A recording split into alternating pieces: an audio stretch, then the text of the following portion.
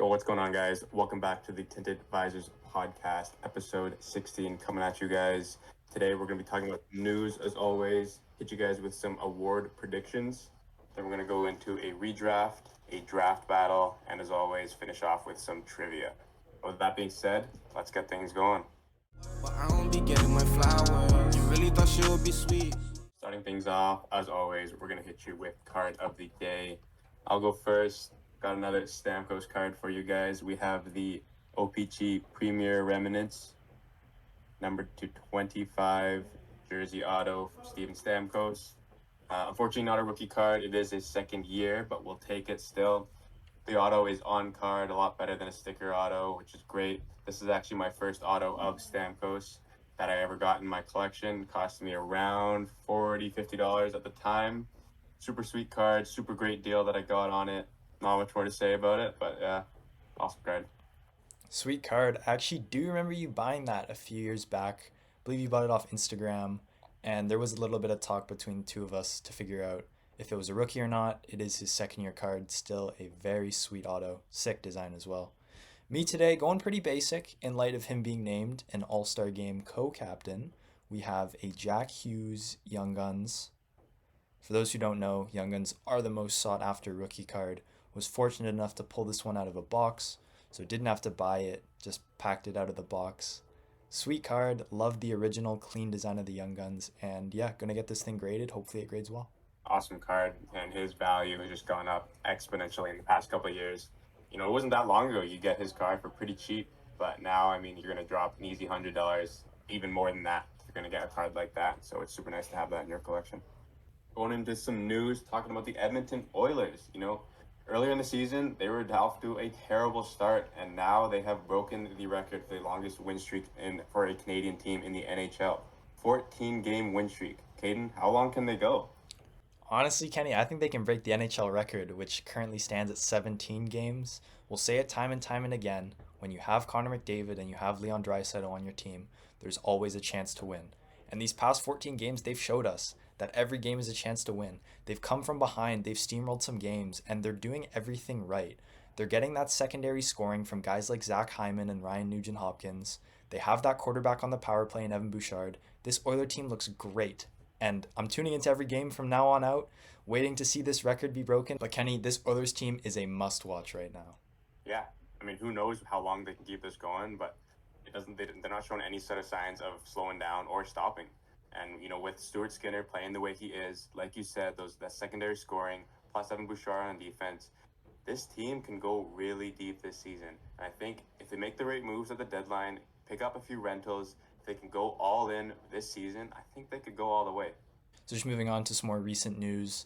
At the time of this recording, some pretty serious stuff came out. The London police force called for the surrender of 5 people who were members of the Team Canada 2018 World Juniors team, and we have seen some players around the league take personal leaves. There's still speculation about who these 5 players are, and it is a very serious topic, but Kenny, what are your thoughts about the whole situation? Yeah, I mean, it's been a long process. I mean, it happened 6 years ago. But, you know, can't really name any names right now. I'm sure by the time this recording goes live, it very well could be a different story by then. But yeah, like you said, there are players who are taking leaves of absences at, you know, a very coincidental time. And so one can only speculate, you know, who's sort of responsible for this. I think it's obviously, you know, steps in the right direction, but I think it's far from being done. Obviously, the NHL needs to, you know, speak up about it and see what their sort of punishments are and see how the case sort of unrolls. Absolutely. Super glad to see it is going to be a criminal investigation, seeing as, you know, a few years back there were kind of, I believe, rumors, not sure if it was confirmed, that Hockey Canada was actually trying to cover this whole thing up. Pretty disgusting, honestly, so, you know, we'll see what happens moving forward. So moving on to a lighter topic here, starting our new weekly segment, we're going to be doing award predictions for the end of the season, seeing as we are about a little bit more than halfway through the NHL season so far.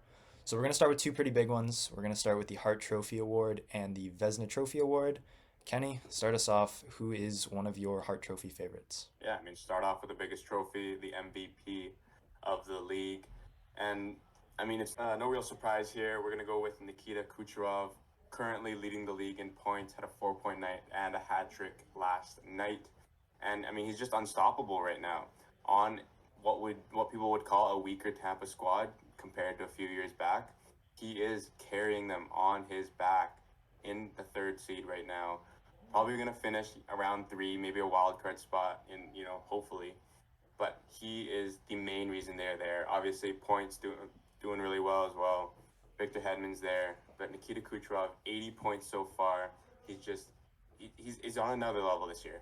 A lot of people are kind of waiting for this Tampa team to fall into regression and fall out of the playoffs, but Nikita Kucherov is refusing to let that happen, and it would be kind of disrespectful to talk about the Hart Trophy this year and not bring him up. Another person it would be disrespectful to talk about the Hart Trophy and not mention is Connor McDavid. The Oilers are the story of the league right now. We mentioned earlier the big win streak.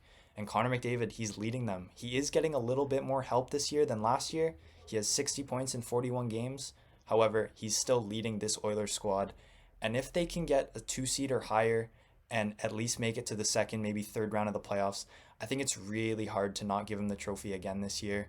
He's playing lights out. He's playing really well. Connor McDavid's got to be my prediction. Yeah, real slow start for him, to his standards. But he's torn it up since, and it's hard to talk about this trophy without bringing his name up. Going over to our 3rd candidate, we have David Pastrnak coming out of the Boston Bruins. A lot of people thought they would take a step back, but he's turned on another level. He's playing really well with Brad Marchand and whatever center's playing with them for that game, whether it's Charlie Coyle, whether it's Morgan Geekie, who knows. But it doesn't matter. He knows how to rip the puck. He's putting the puck in the back of the net. He's doing it all for them right now. And he's a big reason why they're still number 1 in the division. I think they can go, easily 1 or 2 by the end of the season in that division, clinch a playoff spot. And if that's what happens, he's going to make a real strong case for this trophy.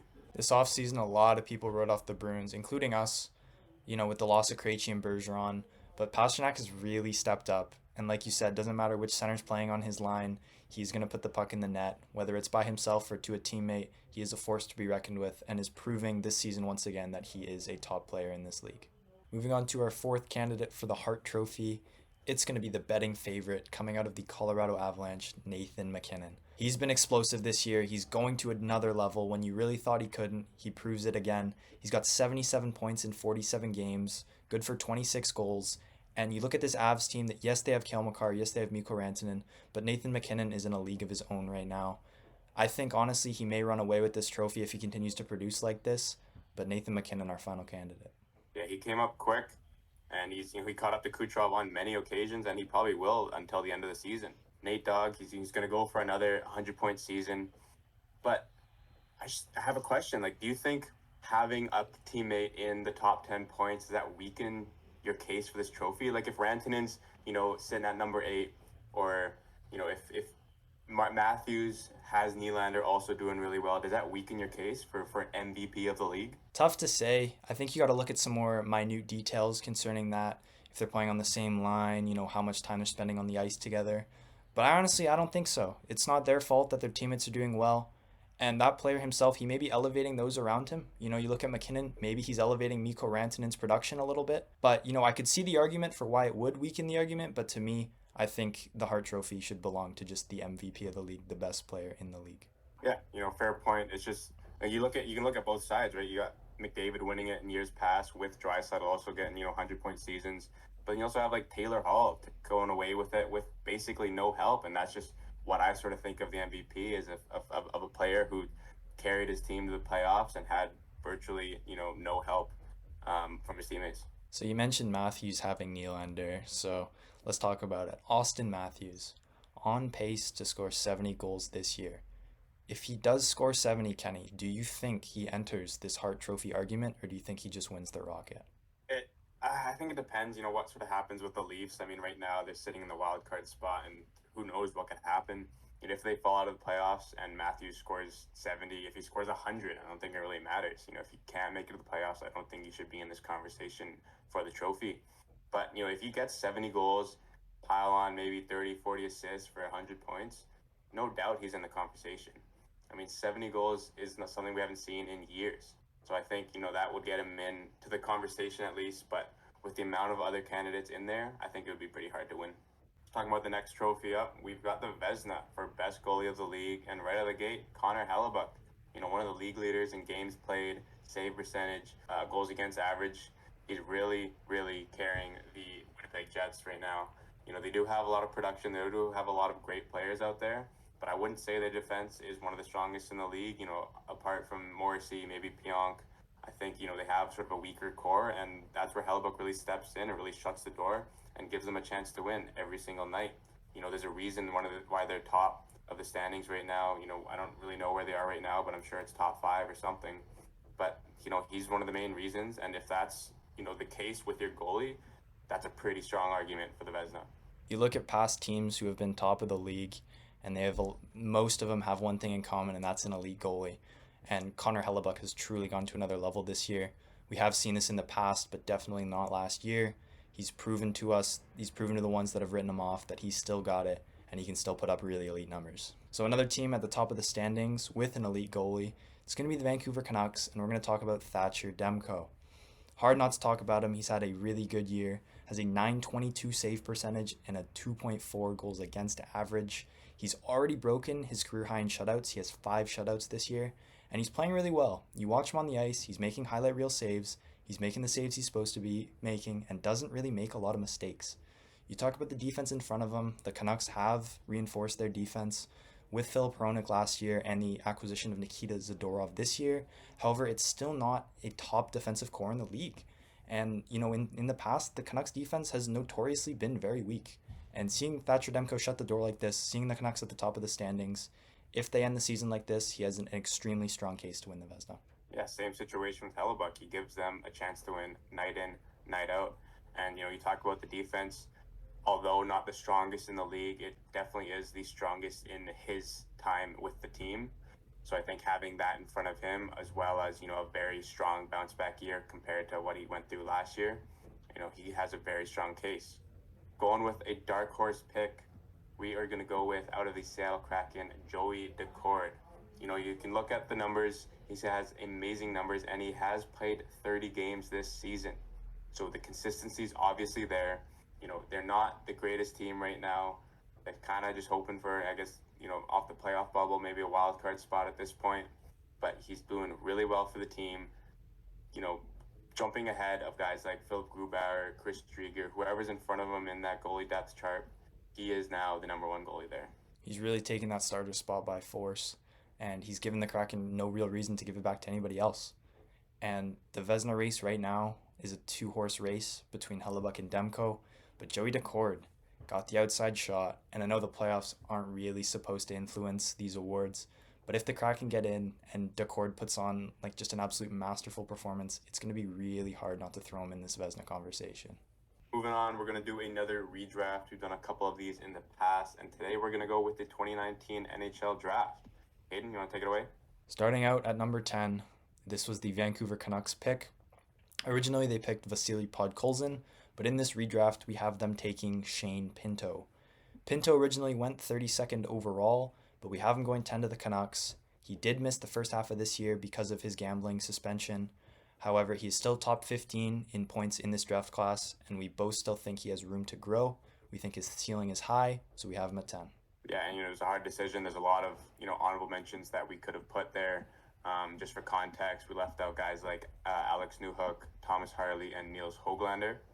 But going in at number 9, originally the Trevor Zegras pick, although he has moved up. Right now we have Kirby Dach sitting at the number 9 spot. Originally a top 3 pick, he has kind of fallen in recent years, mostly just due to injury, mostly due to mismanagement in Chicago. But he has a fresh start in Montreal the past couple of years, and I think if he just stay healthy, I think he could jump up spots in this draft. But right now we have him at 9, just because we haven't got a big enough sample size from him yet. Moving on to number 8, this was the Edmonton Oilers pick that they used to select Philip Broberg. Now we have them taking another left-handed defenseman. It originally went 14th overall. We have Cam York. York has really developed into a very solid, serviceable NHL defenseman. Still young, still has room to grow, and he's already eating some decent minutes at the NHL level. We think he can take another step and become an even better defenseman. We have Cam York at 8. Yeah, and what a mispick that Philip Broberg turned out to be. Had the Oilers have Cam York right now, I think they could be an even better team. They could go for 18, 20 straight wins. But going in with the number 7 pick, originally Dylan Cousins, who also moved up in this draft, we have a guy who was outside the first couple rounds, Matias Michelli, coming out from Arizona Coyotes. He has shown that he is a steal in this draft for sure, and he's putting up points. He's that second, third line sort of scoring behind a guy like Clayton Keller, behind a guy like Nick Schmaltz. But he will be, one of their main pieces going forward. And I think, if they have, a shot of the playoffs, or, if they have, good chances coming in the next couple of years, I think he's going to be a big main part of that. Absolutely. Easily one of the biggest steals in this draft. I believe one of the only players not drafted in the first round on our list, other than Shane Pinto, who was the first pick in the second round. Big steal for the Yotes. Really great player. Moving on to number 6, this was the pick on day 1 that shocked the entire draft floor. It was the Detroit Red Wings selecting Mo Seider, who coincidentally enough has also moved up in this draft. The new person in number 6, we have Dylan Cousins. Has really turned into a great power forward. The workhorse from Whitehorse put up a career year last year, building off of it this year, still looking great. Just like everyone else in this draft class, he's still young, still has room to grow on a very young Buffalo team. Yeah, just unfortunate year for the Sabres right now and for the whole team. But, he can put up points. He can put up, the fisticuffs. He can throw his weight. He can throw the hands. Going up with the 5th overall spot. Originally a pick that turned out to be Alex Turcotte. Obviously, just with injuries, he hasn't really panned out. But the LA Kings in this rendition take Trevor Zegras. Like we said, the original 9th overall pick. Kind of an off-season for him right now. Not doing, too well points-wise. But, there's no denying his skill. There's no denying his flash. He's got back-to-back 60-point seasons the past couple of years. And right now, we have him at 5th. No denying he's having a really poor year this year, but he has all the skills to really stick at the NHL level. We think he can still be an elite center in this league. Coming in at number 4, it's the Colorado Avalanche. Their original pick was Bowen Byram. In this, we have them picking a defenseman. We have them picking Mo Seider, who originally went 6. Just a great all-around D-man. He's a right-shot D-man. They are hard to come by, and he's big. He does everything right. He can quarterback your power play, has a really heavy shot, and he can throw the body. He's everything you want in a prototypical two-way defenseman, and we think he can get even better. Mo Seider at the 4. Going in with the number 3 overall, originally Kirby Dach's selection by the Chicago Blackhawks, and imagine this player playing with Connor Bedard now. We do have Cole Caulfield in the 3 slot. Hasn't played a full season, just with injuries and all, and with not much help on Montreal, can't really sort of show his full potential, but we do see, the shot, the playmaking, everything about him. He is a very, very skilled forward, and, with Montreal on the come up, he will be the main piece there for a long, long time. Has potential to score 61 one year. Looking a little further down the line, but he fell in the draft because of his height, and he's proved all those scouts that passed on him wrong. He's got a wicked shot, and he can score at any level. Coming in at number 2, the original pick, look away Rangers fans, it was Capo Caco. In this draft, we have them getting Matt Boldy at the 2. Has really come on as of late, an elite forward, does it all for the Wild. He's a great top 6 guy, can score, has some sweet hands, can also play make. Just an all-around great forward, great two-way guy. Have him in the 2. Yeah, and he had, a rough go at it, in his draft plus 1 year. Ended up missing out on the Team USA roster. And, didn't get his start for another couple seasons. But as soon as he came into Minnesota, he really sort of showed what potential that he had. Playing with guys like Matt Zuccarello, playing with guys like Kaprizov. He is their future in Minnesota. And we have him at number 2. And number 1 spot, no real debate here. It is Jack Hughes staying with the New Jersey Devils. 1 point shy of 100 last year. I mean, he's going to get 100. If not this year, it'll be next. It'll be the one after. It'll be the one after that one. He will be one of the league's stars for years to come. And, we're only sort of seeing the beginning of him. Absolutely. His rookie year was rough. Didn't have a great go at things. Had Devil fans kind of calling for his head. But last year broke out on the scene, like you said, 99 points. He's going to be elite for years to come on a very team-friendly contract as well. I believe he signed an 8x8. But yeah, Jack Hughes, the consensus number 1 in this draft. Yeah, just need him to stay healthy, and then him and Hischier can have that 1-2 punch for years to come, and they are going to be a perennial contender in the future. But yeah, guys, that is our top 10 redraft of the 2019 entry draft. And yeah, let us know what you guys think. A lot of great players, a lot of very young players still, so a lot of movement could happen in the future. A lot of guys who are just starting to burst out, and I think they could crack the top 10 in years to come. Yeah, we're only coming up on 5 years since this draft. Like you said, a lot of young guys, a lot of 18-year-olds at the time being drafted. So a few years down the line, this list could be very different. But for now, that's going to be our top 10. All right, so just moving on here. Something we haven't done in a few episodes, coming at you with another draft battle. And today the theme is going to be players who have a career high of 60 points in a season or less. The goal of this to kind of, pull out some, maybe lesser known names, some younger guys, show them some love. I have the first overall pick here. And, like every draft battle, there's a few different ways I can go here. But I think I'm just going to take best player available. Gonna go for the blue line here. We're gonna take Charlie McAvoy to start things off. Okay. Okay, that's a very good pick. I did not have him on my list.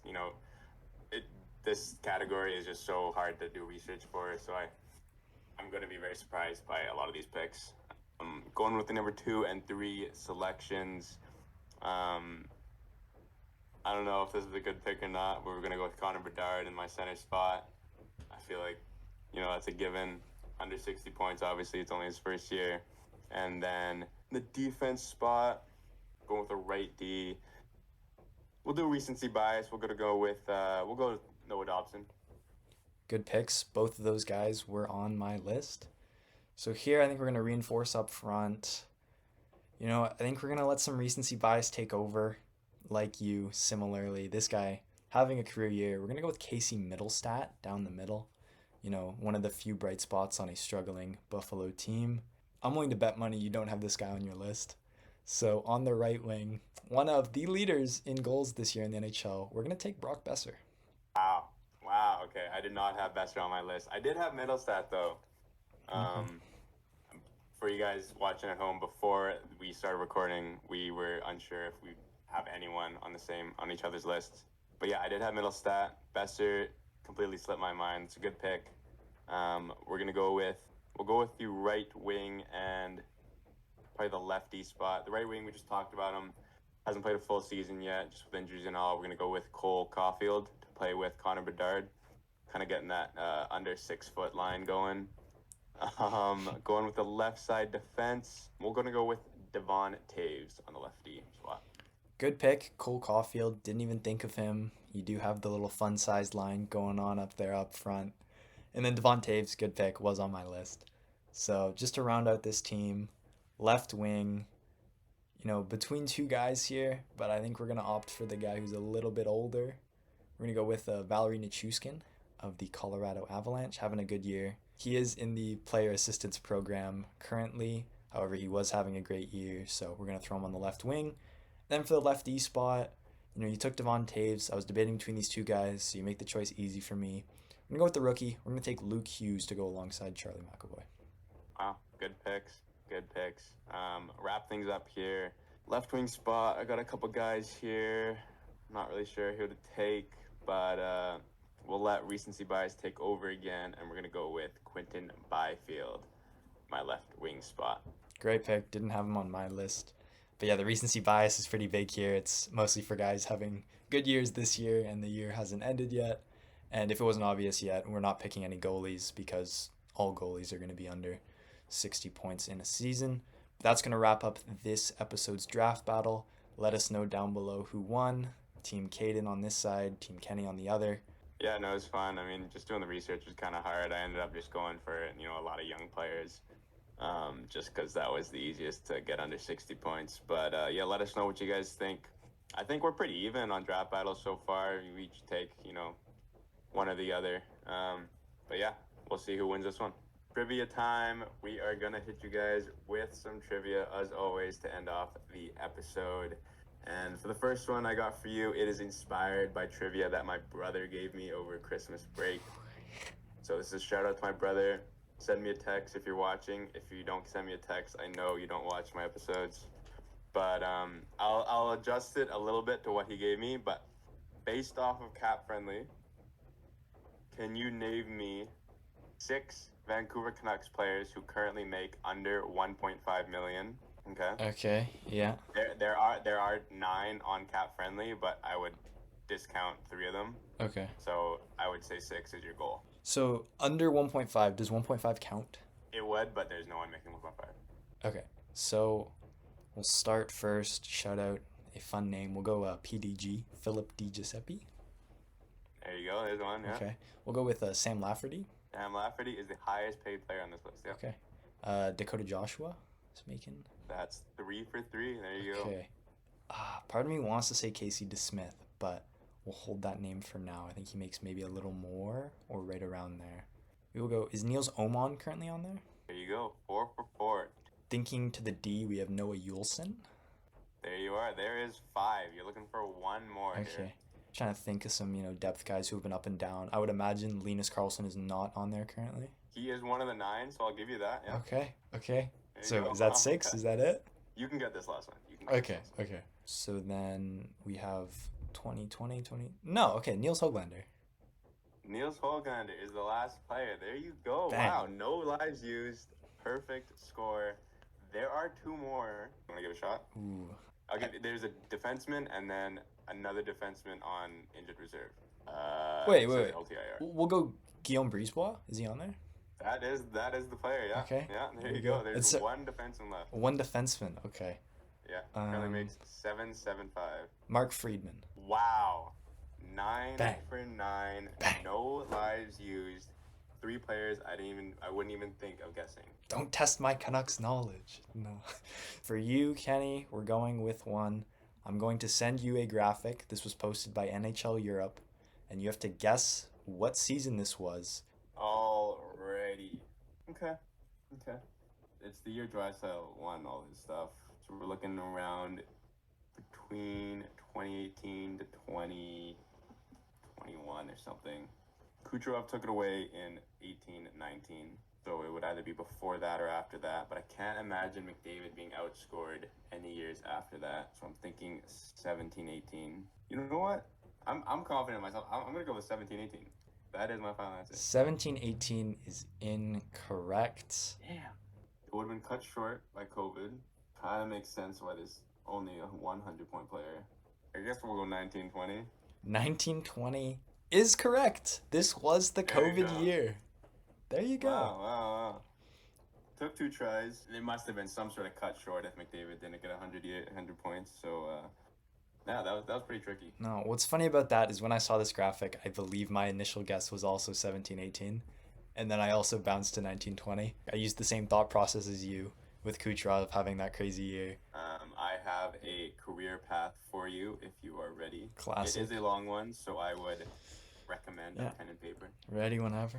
So we're going to start with the Buffalo Sabres, to the New York Islanders, the Canadiens, the Wild, Red Wings, Panthers, Canucks, Blue Jackets, and then back to the Red Wings for his final season in 18-19. Red Wings, Panthers, started with the Sabres. Oh, I don't know why this name is just in my head right away. And I think, you know what, you were confident earlier. I'm just going to be confident in my shot as well. I'm going to say Thomas Vanek. Final answer. Wow, it is Thomas Vanek. Bang. What a shout. Wow, it took you, 10 seconds? Oh, locked That's in. crazy. Something about the teams sometimes when they're lining up. But yeah, Thomas Vanek. But the teams kind of start looking a little familiar. And then you get it. But good shout, Thomas Vanek. Really proud of myself today. I think I'm locked in Don't mess today. with Caden today. Episode 16 is your episode. All right, so here for you, I have a career path. They are an active player. I'm going to mix this one up. So I'm going to mix up his career path, tell you the teams he's played for, and then you got to guess the active team and the player.